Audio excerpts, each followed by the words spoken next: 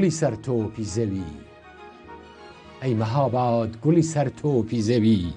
زیاد لە هەر جوانێ وە بەردڵ دەکەوی هەر کەسێ جارێ ئەتۆی ناسیبێ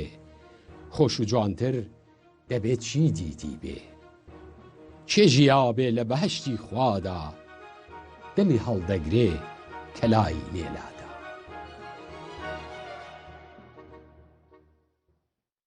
بینەرانی بەڕێز ئەم کاتتان باش ئازیزان زۆر پێ خۆشحاڵم لەوەی کە جارێکی تر لە ڕێگەی بەرنامەی گەشتەکانی ئەو دیوچیا بووین بە میوانی ئێوەی هێژە. ئەم جارە گەشتەکانی ئەو دیوچیا لە ناوچەی مۆکریانە، شاری قازی، شاری هەژار، شاری هێمن، شاری ماملێ، شاری عەزیزی شارۆخ، شاری مەهاباد. لە پشت سەری من ئێوە شاری مەهاباد دەبینن کەوایە هاوڕێمان بن با پێکەوە بڕۆین بەشی یەکەمی بەرنامەی گەشتەکانی ئەو دیوچیا لە شاری مەهاباد ببینین. ئەگەر بمانەوێ مێژوو مەهاباد و دەوروبەرەکەی لێکۆڵینەوەیکی درستی لەسەر بکەین دەبێ لە دوو ڕەهەندەوە بۆ لای بچین. یەکیان ئەو نزیک بە 400 ساڵ لەوەی پێش سەنەد و مەدرک و بەڵگەیەکی کە هەمانە یعنی لە دەوری بەداخ سوڵتان و پێش بەداخ سوڵتانی موکری لە وڵاتی یەکیشیان بەر لەوی کە دەگەڕێتەوە نزیک تا 3000 تا 8000 ساڵ لەوەی پێش. لە ساڵی 1969 واتە 1347 هەتاوی بەردەنووسێک یا هەڵکەندراوێک بە نێوی خڕەهەنجیران لە نێوان ڕێگای مەهاباد سەردەشدا بەهۆی ئەو علاقە و شەوقەی کە هەمان بوو نسبەت بە شوێنەوارە مێژوویەکان ئەوە لە نێوان دۆڵپەم و کامەم و ئافانێدا دۆزیمەتەوە کە ئەو کارانی کە لە سەریان کردووە نیشان دەدا کە نزیک بە 8,000 ساڵ لەوەی پێش لە وڵاتەیدا شارستانیەتی هەبووە. بەڵام ئەو شارستانیەتی نییە کە ئەمە لە مێژووی تایبەت بە تەمەدون و تاریخدا باسی لێ دەکەین، بەڵکە هەڵکەندراوێکی پێش مێژووی پێدەڵێن. بەڵام کە بڕێک دێینە ئەولاتر نزیک بە 3000 ساڵ لەوەی پێش هیندێک بەڵگە و سەنەت هەیە کە لە دەشتی شاروێرانی مەهابادێ یا لە ناوچەکانی دەوروبەری مەهابادێ و لە خودی شاری مەهابادێشدا هیندێکمان شوێنەوار هەیە کە نیشان دەدا ئەو منتەقەیە ئەو وڵاتە ئەو مەڵبەندە وڵاتێکی پڕبایەخ و شارستانی تێکی زۆری هەبووە. بەڵام ئەوەی کە ئەمە سەنەد و بەڵگە و مەدرەکمان هەبێ بۆەوەی کە نیشان بدەین کە شاری مەهابادێک کەنجی شارستانیەتی لێدا مەزراوە هیندێک دەبێت و دوای شوێنەوارەکانی مێژووی دیکە بکەوین و هیندێک بۆ دوای پەرتۆک کتێبان بکەین. یەکێک لەو پەرتۆکانە کتێبی شەرەفنامەی بەدلیسیە کامی شەرەفەدینی بەدلیسی نووسیوێتی و دلەوێ بەڕاشکاوی دیاری کردووە کە بەداخ سوڵتانی موکری مەقەڕی حکوومەتی خۆی لە منتقەی دۆڵباریک و ئاختاچی و دریازێڕا دێنێتە ئەو جگای کە ئەلئانەکە پێی دەڵێن شاری مەهابادێ و لێرە مزگەوتێکی بەنێوی مزگەوتی سوور یا مەدرسەی شا سولەیمانی سەفەوی لە ساڵی 1970 تەواو دەکا و پردێکی بەنێوی پردی سوور کە بەداخەوە تێکیان قرماند ئەو پردەی بەدی دێنێ. پس دیارەوە تاریخ و مێژوویەکی ڕاستەقینەی ئەو وڵاتەیە. بەڵام بەر لەوانش لە لێکۆڵێنەوەکانی خۆمدا و دۆزینەوەکانی کە کردومانە بە خۆشیەوە لە گۆڕستانێک بەنێوی گۆڕستانی بابتورگەن لە نێوان گوندەکانی قۆنقەڵا و ئیندرقاش و جۆکتەپەی ئستێل واتە چێلێکمان دیتەوە کە ئەو چێلە نیشان دەدا کە نزیک بە 700 ساڵ لەوەی پێش لەو وڵاتەیدا شارێک بەدی هاتووە کە دوایە چۆن ڕووخاوە و چۆن تێکچووە هێستاکانە بۆمان دیاری نەکراوە، هێستاکانە نازانی چۆن ئەو شارە لەبین چووە، ینی لێکۆڵینەوەیکی ئەو تۆی لەسەر نەکراوە. بەڵام هەر بۆیش بەو منتقەی دەڵێن بە وڵاتی دەڵێن شاروێران.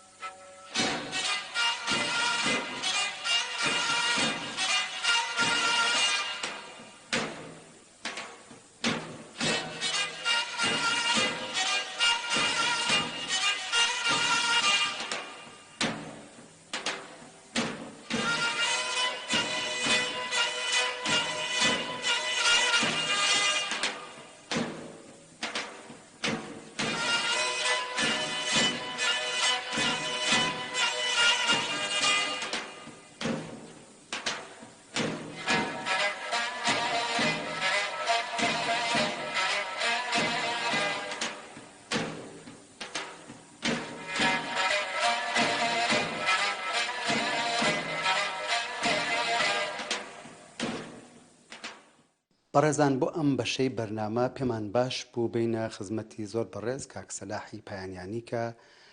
زەحمەتێکی زۆری کێشاوە نووسەر کە فەرهەنگی زارەکی موکریانی نووسیوە چاپ و بڵاوی کردوێتەوە جیا لەویشە بەرهەمی تریشەیە بەڵام زۆرتر کاک سەلاح وەکو کۆکرەوەیان بڵێن فەرهەنگی زارەکی موکریان ناسراوە ئێمەش لەسەر ئەوە باسەکەین.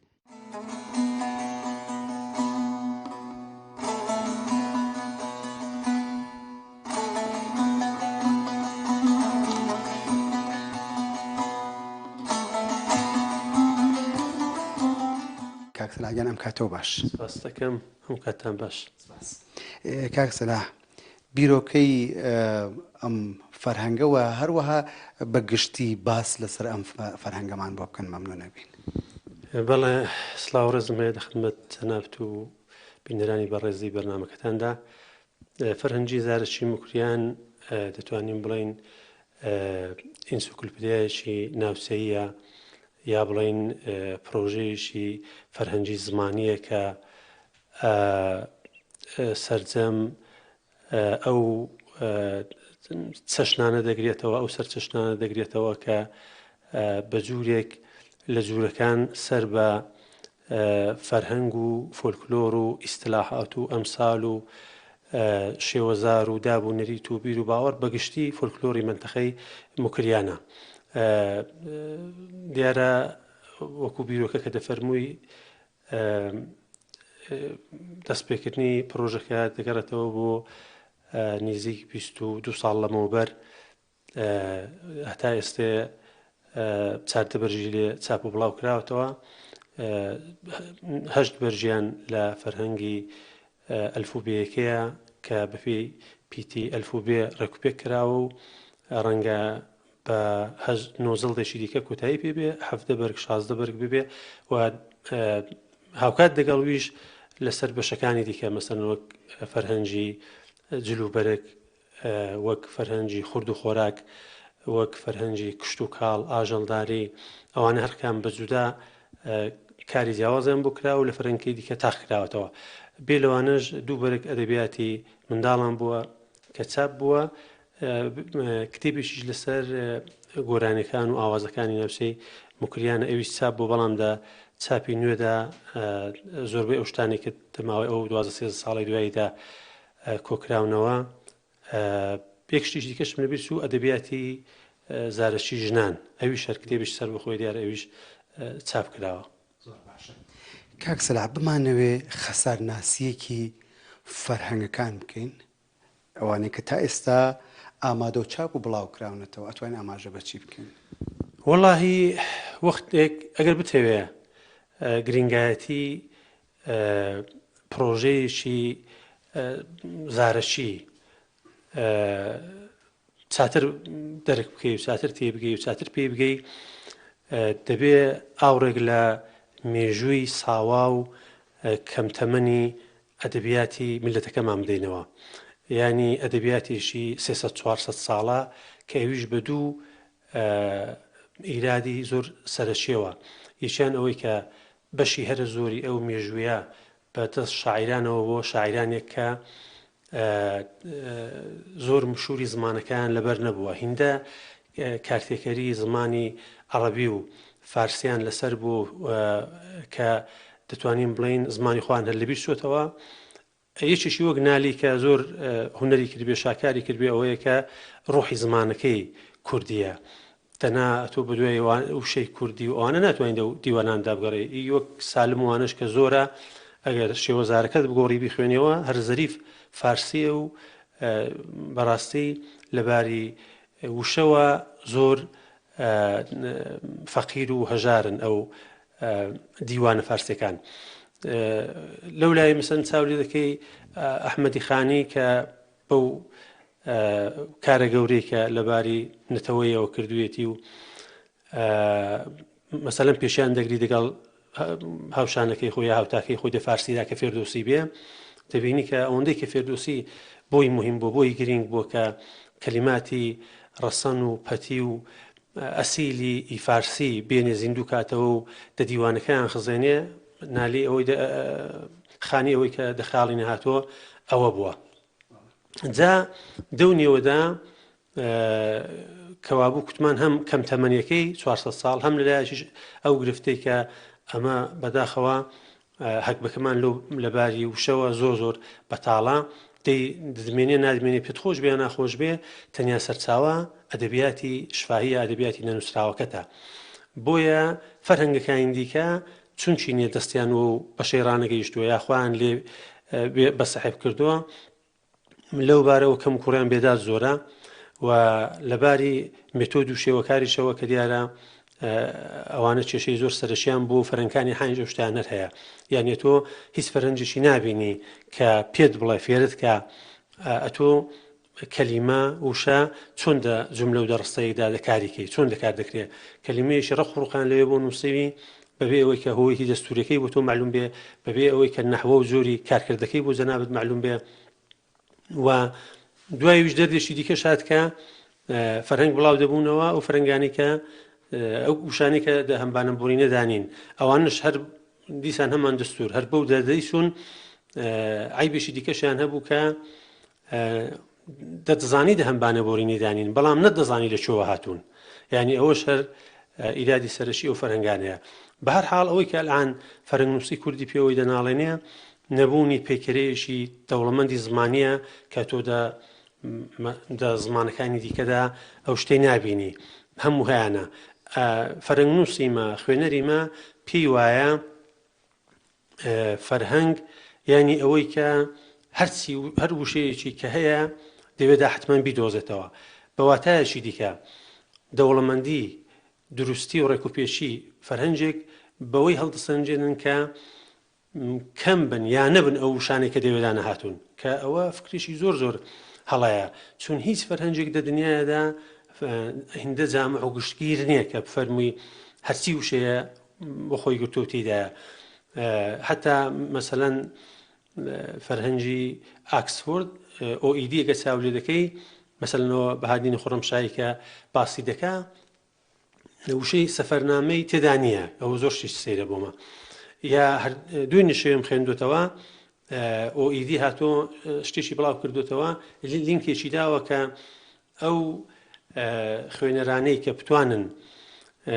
دەقا کۆنەکاندا بێنن بیان پشکنن بگەڕان ببینەوە کە ئەو شانێ OECD هاتوون ئەوان لەوانە کۆنترن دەتوانن ئەمە چاپە نوێیەکەی ئەو فەرەنگیدا بینگوزین کەوابوو جامعیت گشتگیر بوون لە فەرهەنگدا شتێکی نیسپیە و ناتوانانی حکم بکەی بەڵکو دەبێت تۆ لە مێتۆدەکان بگەڕی کە بزانانی ئەو فەرهەنگە لەباری مێتۆدی فەرهەنگنوویسی بە ڕۆژەوە نەوینەوە چەندە پێشکەوتوویە و چەندە ڕەچاوی ئەو عیارانی کردووە.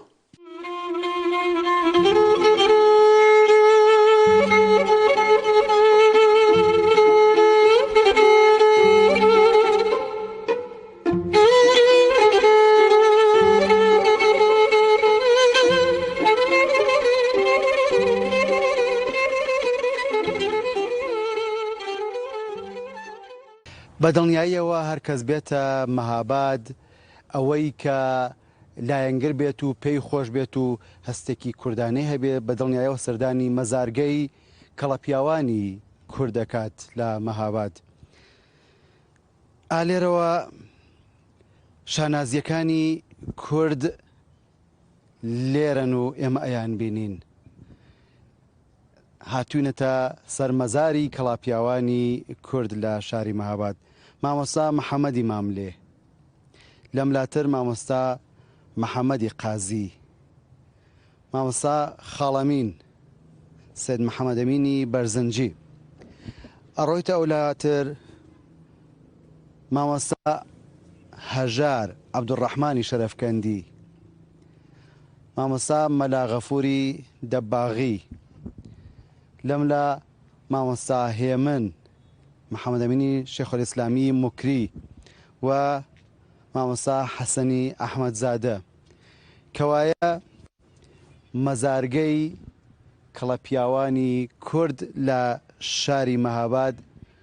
شوێنێکە کە وەکو مەجلیسێک کە گەورە پیاوان و شانازیەکانی ئەم گەلەی لەخۆ گرتووە. هیوادارم ئێوەش بتوانن سەردانی مەهاباد و کەڵە پیاوانی کورد بکەن.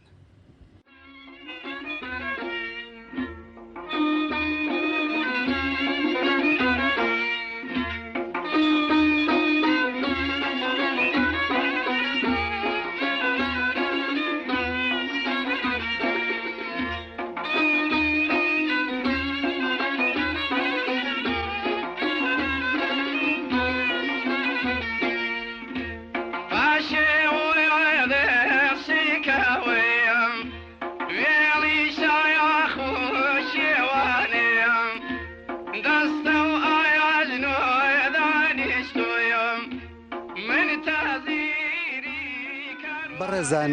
بیتە مەهابات و نەیتە بەرئەم دەرگایە و تەقلەباب نەکەیت و دەرگا لێ نەدەیت و نەڕۆیتە ماڵەوە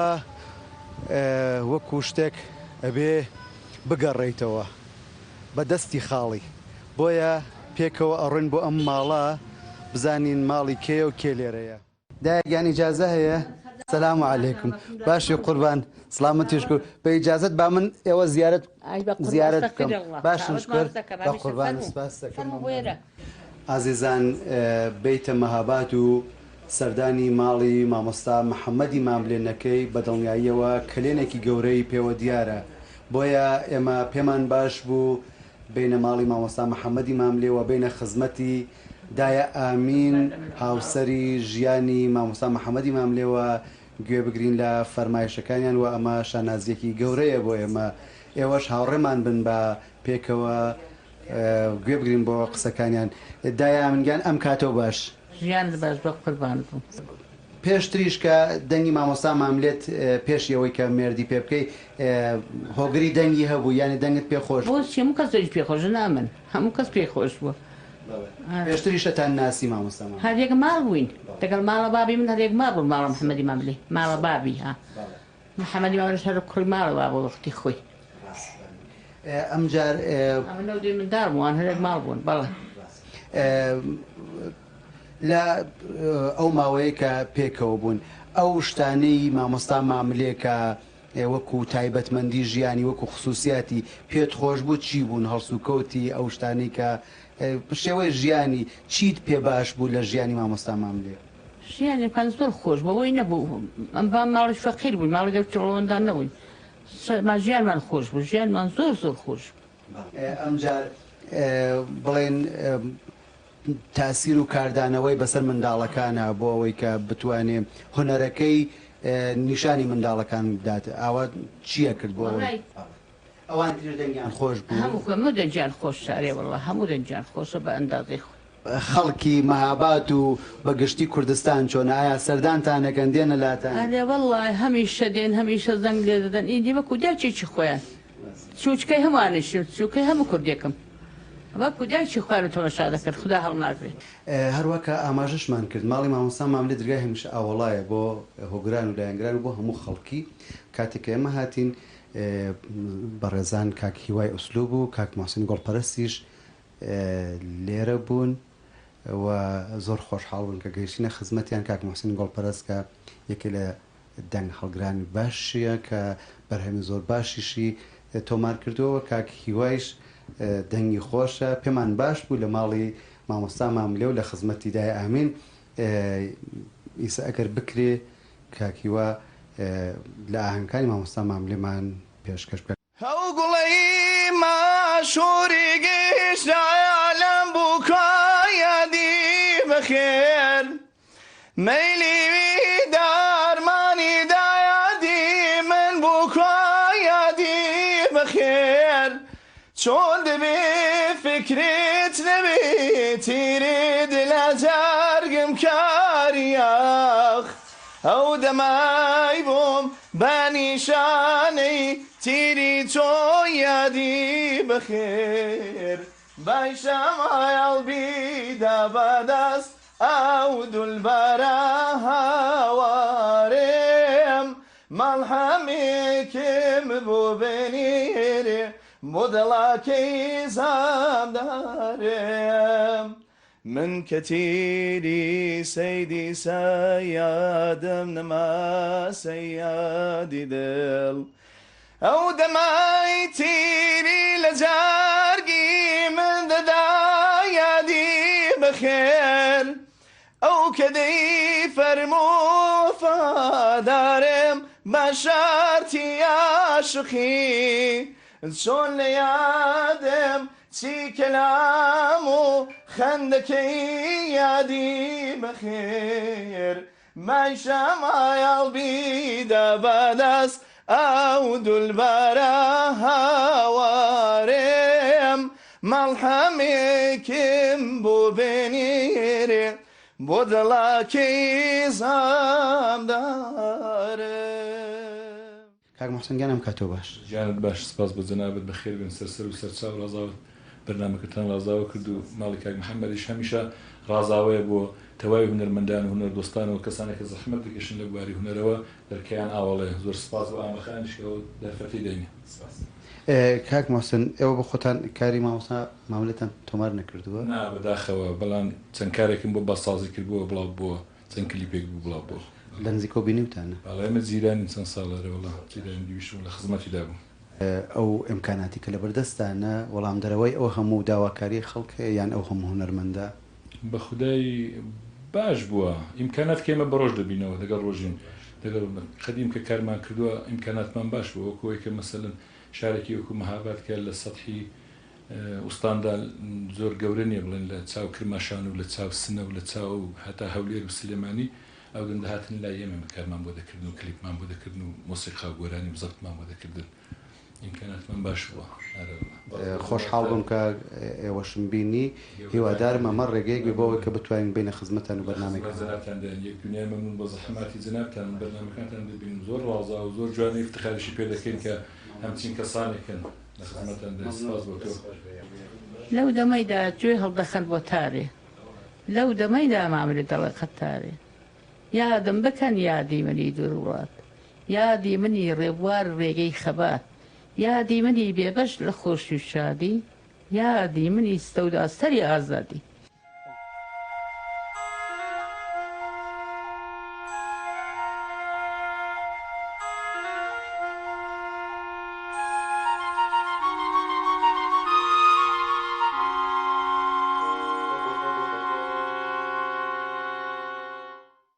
لە مەهابادەوە کە ئەڕۆی بۆ ورمێ لە 7 کیلومتری شاری مەهابادەوە ئاسەوارێکی مێژووی هەیە بە ناوی بەردەکۆنتە. ناوەکە لە چیەوە گیراوە من نازانم بەڵام بە دڵنیاییەوە شوێنێکی زۆر زۆر گرنگە. ئەم بەردە داتاشراوە پلیکان پلیکان هەروواکە بینن ئەمە بەردێکی بەردی زۆر گەورە هەر شاخێکە هەروواکە بینن دایان تاشیوە ڕێک ڕێک وەکو پلیکان و بە دڵنیاییەوە جێگەی دانیشتن یان جێگەی هاتوچۆ بووە کە لێرەوە هاتوچۆیان کردبیان لەوانەیە ڕێوڕسمێک لە ناو ئەم دەشتە بەڕێوە چوو بێت ڕێوڕسمەکە یان ڕێوڕسمی ئاینی و مەزیهبی بوو بێت یان ڕێوڕسمێکی تر بوو بێت ئەوە دیار نییە چون نیشتا لەسەری تاقیق و لێکۆڵێنەوەیەکی ئەوتۆ نەکراوە بەڵام گرنگ ئەوەیە کە ئەمە ئاساوارێکی زۆر گرنگی مێژوویە لە پاڵ شاری مەهاباد بە ناوی بەردەکۆنتە.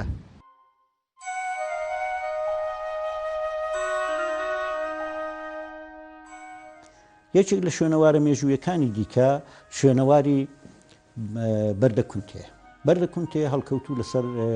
نێوان ڕێگای مەهاباد بۆ ورمەیە. بەردەکونتێ کە بەداخەوە لەو ئاخرانەدا هندێکی زۆریان بەهۆی کێشانی ڕێگا لە ناو بردووە زۆر زۆر جێگای داخە بریتێ لە چەندین پلە و ڕەهەندێک و ئەشکەوتی کە لەنێو ئەو تەپەیدا یا دەتوانین بڵین ئەو پلانە شتێکە وەک زیگۆرات زیگۆرات بە معنای عیبادەتگایە بە ئەمە جێگایەکە کە کڕنۆش دەکرا لەبەری کە ئەو پلانە لە بەردی هەڵقەندراون و نیشان دەدا کە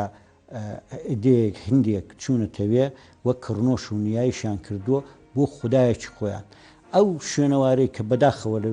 ناویشیان برد شوێنەوارێک بۆ قوربانگای یعنی جگایەک بۆ کە قوربانیان لێ کردووە کەڵبەتا ئەمە نامانەوێت بڵین ئەوانە دروست بووە یا غەڵەت بوو بەڵام هەر لە تەنیشت ئەو شوێنەوارەی کە ئەلان ئاماژەمان پێکرد لە ناو چۆمەکەشدا ئەمە هندێکمان جێگا هەبوو کە بەداخەوە ئەو بەردانش بەربوون لە سنگچین کرابوون لە تەنیشتێکەوە نەماون نیشان دەدا کە نزیک بە 2840 تا 3200 ساڵ لەوەی پێش ئەلێرەدا کارهایە کراوە کە شارستانێتێک بە نێو شارستانێتی ماننا یان مننایی هەبوو گوڵندام ئەی تەنافی گردنم زولفی پەرێشانت عیلاجێ چارەیە ڕوحمێ ئەمان دەستم بە دامانت غەریبی تۆ نەخۆشی تۆم بە گۆشەی چاوی بیمارت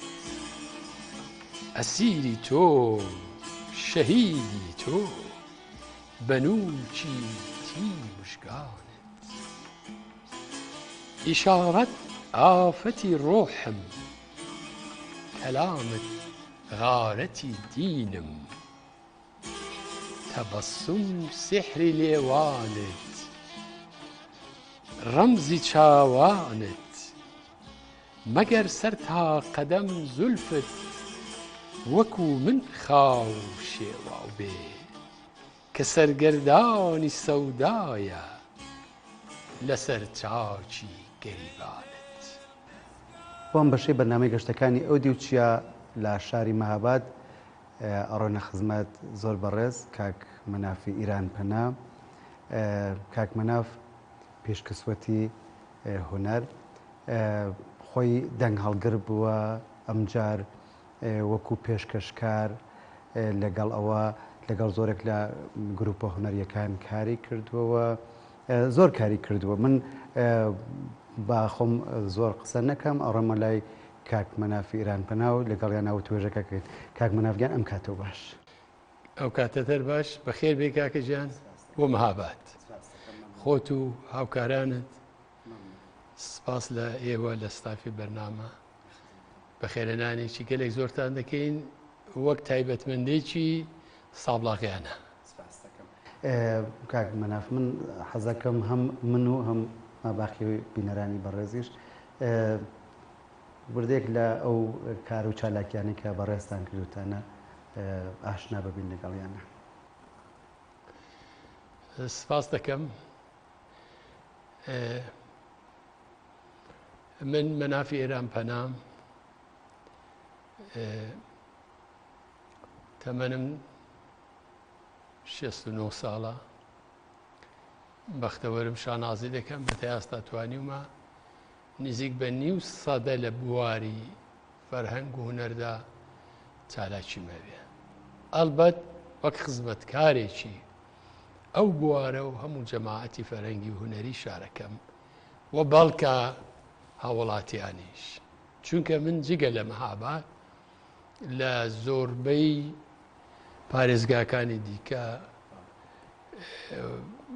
کارم هەبوو چالاکیم هەبوو لە بوارە جۆراجۆرەکاندا لە شانۆدا لە پێشکەشکاریدا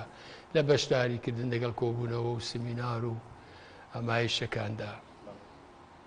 ئەوەیە کە من تێکەڵاوەیەکی تەنگاوتەنگم هەیە لەگەڵ دۆستانی فەرهەنگی و هونەری لە مەهابادیش لە ساڵی 46 کۆچیەتاویەوە لە بواری کاری هونەری و شانۆدا تێکەڵاویم هەبوو لە ساڵی 1651ەوە چوومە ناوەندی ڕادیۆ تەلەڤیزیۆنی مەهاباد کارم کردو لە ڕادیۆ تەلەڤیزیۆن هەتا ئەو دەمی کە ئەڵبەتە ئێستا شەر بە جۆرێک کارم هەر بەردەوامە بەڵام لەو ماوەیەدا جۆزە جۆزم زۆر بۆ لەوێ دەگەڵەوەی کە وەک دەنگ هەڵگر بۆ شانازی ئەوەم هەبووە کە زۆربەی گۆرانەکانی ئەستاد محەممەدی ماملێ مەلا حوسێن یادی بە قادری سەیاحی زۆریان لە دەهەی پەنجای کۆچیەتاویدا تۆمارم کردو دەنگ هەڵگرەکەی خۆم بووم دەگەڵەوەی کاری شانۆگەری ڕادیۆیم کردو چیرۆک و بەسەرهات و نووسین و کایەکردن و دووبڵاژ و پاشان سازکردنی بەرنامەگەلێکی یەکجار زۆر چ بۆنەی چ ئاسایی یا ڕوتین لە بوارەکانی جۆرا و جۆردا هەم لە ڕادیۆ هەم لە تەلەڤیزیۆن بەڵکە زۆربەی چالاکیەکانیشم لە تەلەڤیزیۆندا بوو وەک بەرهەمێنانی فیلم سریاڵ و بەرنامەگەلێکی تایبەتی زنجیرەیی ئیتر لە شاریشدا من دامەزرێنەری ئەنجومەنی نمایشی مەهاباد بووم لە ساڵ 1970 کۆچی ئەتاوی لە مەهاباد چەندین ساڵیش کە بەڕێوەبەری بووم لەگەڵ دۆستان کاری شانۆمان کردو هەر لە سەرەتاکانی دەهەی پەنجاوە بە هەرحاڵ چالاکی خۆمان هەبوو لەگەڵ دۆستانی عەزیزم و بەدڵنیایەوە لە زۆرێک لە فستیڤاڵ و کۆڕ و کۆبوونەوە جیا لە مەهاباد لە شوێنەکانی تریش بەشداریتان کرد. هەرێ وەڵا من هەر لە پێش سەرکەوتنی ئینقلابی ئیسلامیشەوە گروپی هەڵپەرچیم هەبوو گروپی شانۆم هەبوو چوینە فستیڤاڵ و جەشوارەکان و 2 ساڵ لەوە پێشیش لە فستیڤاڵی شانۆی کوردی سەقز ئێمەش بەشدار بوون و بەڕێزیشتان ڕێستان لێگیراوەکو و کەسایەتیەکە لە بواری فەرهەنگ و هونەرەوە بە تایبەت لە فستیڤاڵی شانۆی کوردی سەقزیش هەمیشە بەشدار بوون. بەڵە شانازێکی گەورەی من ئەوەیە کە من لە هەر ڕۆژەکانی سەرەتاییدا مەزرێنی شانۆی کوردی سەقز دەگەڵ دۆستانی شاری سەقز و هونەرمەندان هەڵسوکەوتم بوو و بەشدار بووم هەم وەک دادوار هەم وەک هەڵسێنگەنەری بەرنامەکان و پرۆگرامەکان و شانۆکان و کۆچی بۆ شارەکانی دیکە و پێکێنانی جەشوارەکان هەتا ئەو چەندانەیە کە بەهەرحاڵ مەحەبەتیان فەرموو 2 ساڵ لەمەوبەر 3 کەس بووین من و بەڕێز هونەرمەند هەواس پلوک لە کرمانشان بەڕێز مامۆستا عومەری فاڕوقی لە سەقز و بەندەشکە لە ئوستانی ئازەربایجانی ڕۆژاوایی وەک چالاکوانێکی بواری هونەر و شانۆ و ئەوانە بەهەرحاڵ مەحەبەتیان کرد و ڕزلێنانێک بوو مەمنونیانم. لە بواری شانۆ سینەما چی چالاکیتان؟ من چالاکێکی سینەمایی گەورەم هەبوو وەک بەنێوی شکووی زندگی کە کارگەردانەکە ئاغای حەسەنی محەممەد زادە بوو لە ورمێ چێکرا بوو دەگەڵ یەکێک لە بەڕێز هونەرمەند ماسوومی پەروانەی ماسوومی دەوری بەرامبەری ویم دەجێڕا بۆ هەوڵجار بوو ئەگەرچی دواییبی پێشنیار زۆر بوو بەڵام هەلومەرجەکە جۆرێک بوو کە من نەمدەتوانی لە ماوات بچمە دەرێ لە شوێنی دیکە کارەکانم بکەم بەڵام حتا خۆشم هەم فیلمی ویددیۆ تەلەڤیزیۆنی هەم فیلمی 16 میلیمتری وانم چێ کردو نردومەتە لە جەشوارەکانیشدا بەشدار بوون و بەهەرحاڵ ئەنجەی خۆیدا بەرچاو بوو.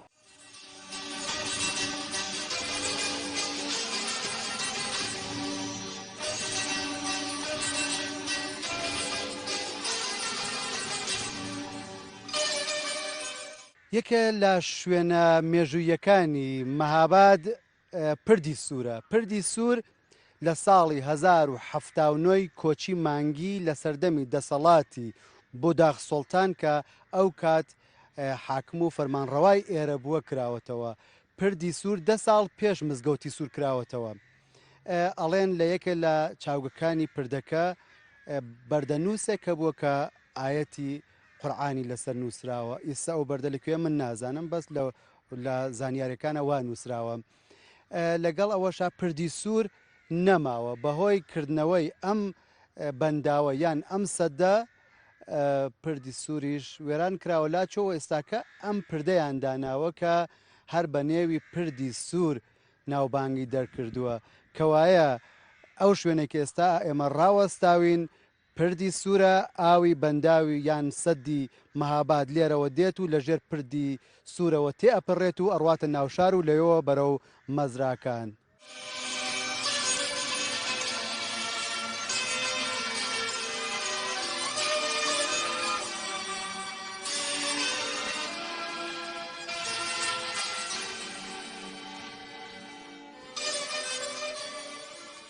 لە بەرنامەی گەشتەکانی ئەو دیوچیە لە شاری مەهاباد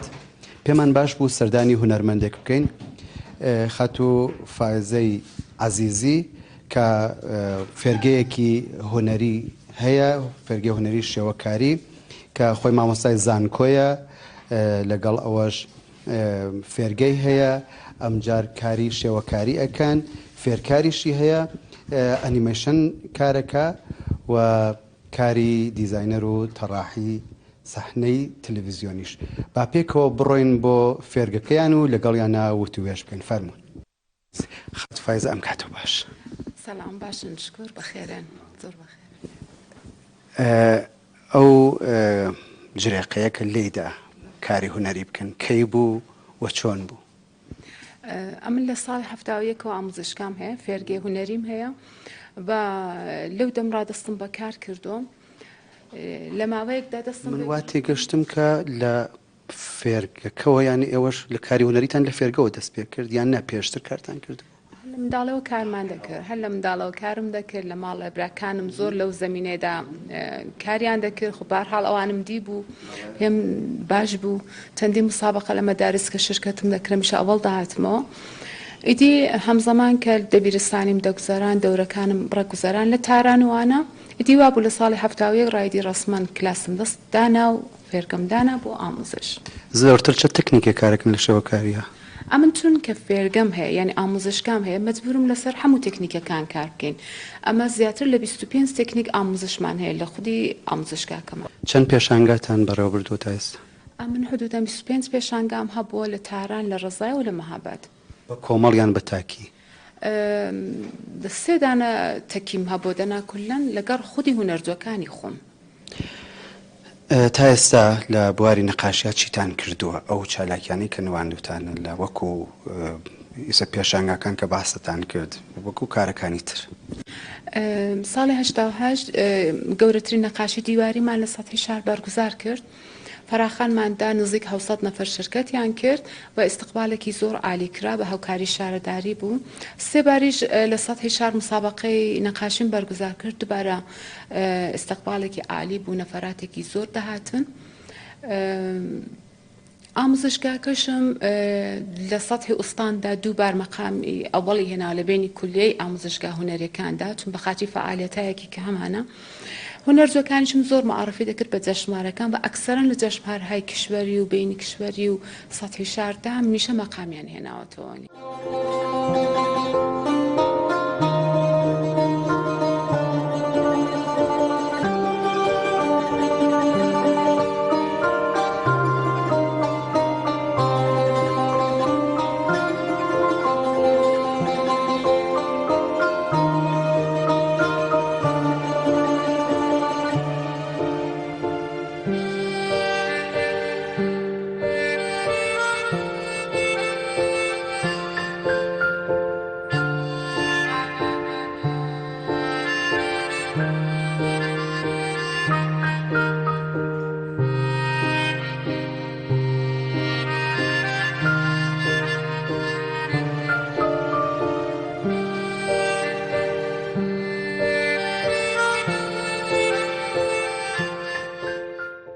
وەکو دیزاینەر وەکو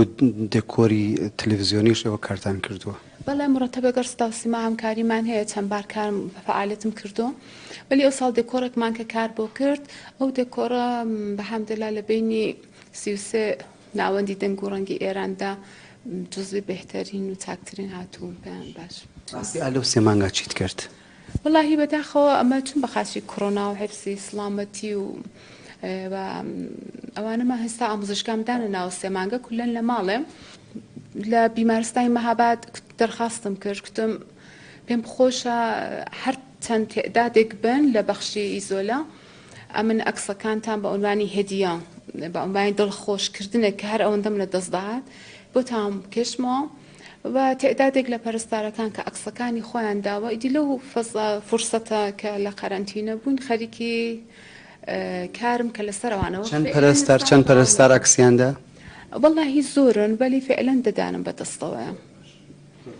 واتە بینارین بەڕێز یەکێ لەو کارە جوانانەی کە خانم عەزیزی کردوێتی ئالە ماوەیە کە پەتای کۆرۆنا هاتووە کێشانی تابلۆ و وێنە و شێوەکاری بە شێوەی شێوەکاری ئەو پەرستارانەیە کە توانیویانە بێوچان هەوڵ بدەن لەگەڵ ئەو کەسانەیە کە تووشی پەتای کۆرۆنا بوون. ئەمە جێگەی دەستخۆشی هەست، سپاس ئەەکەین لە هەموو ئەوانەی کە زەحمەتیان کێشا وەکو دکتۆرەکان، وەکو پەرستارەکان، وەکو ما باقی خەڵکی ترکە ئالەم ماوەیە لە چالاکیە بوون بۆ بەرەنگاربوونەوە لەگەڵ پەتای کۆرۆنا و لەگەڵ خات و فایزە عەزیزیش کە زەحمەتی ئەو کارانەی کێشا. مادوو نەبی. سپاست دەکەم. ناوتان چی بوو؟ سەرەتا بە خێراتنی خۆتان و کاناڵەکەتان دەکەم. من کازیوە تابام، خوێندکاری بەشی دەروونناسیم، 2 ساڵە کاری نیگارکێشی دەکەم. زۆر باشە. دەروونناس دوای ببێ بە شێوەکار ئەمجار بزان لە دەروونناسیە ئەو تابلوانی کە یان کێشێت چۆنە بێت. کازیوەخان چەند ماوەیە کارەکەیت؟ من لە منداڵێەوە کارم کردووە، بەڵام 2 ساڵە بە شێوەی هاتوومەتە فێرگە کە بە شێوەیەکی دروست فێر بم، لە شێوەیەکی دروستەوە فێر بم. تکنیکەکە چییە؟ من سیاقەڵام کار دەکەم بە زۆغاڵ لە سەبکی ڕئالی سمرا کار دەکەم. کاری تۆیە؟ بەڵێ. زۆر باش.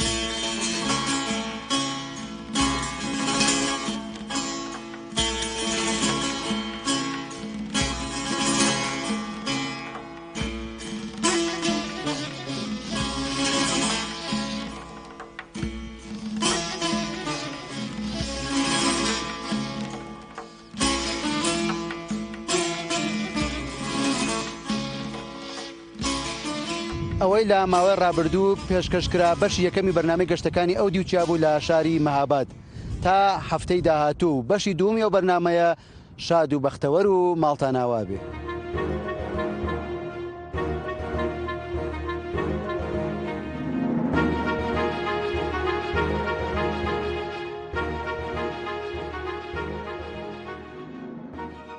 ئەی مەهاباد گوڵی سەر تۆپی زەوی، ئەی مەهاباد گوڵی سەر تۆپی زەوی، زیاد لە هەر جوانێ وە بەردەڵ دەکەوی.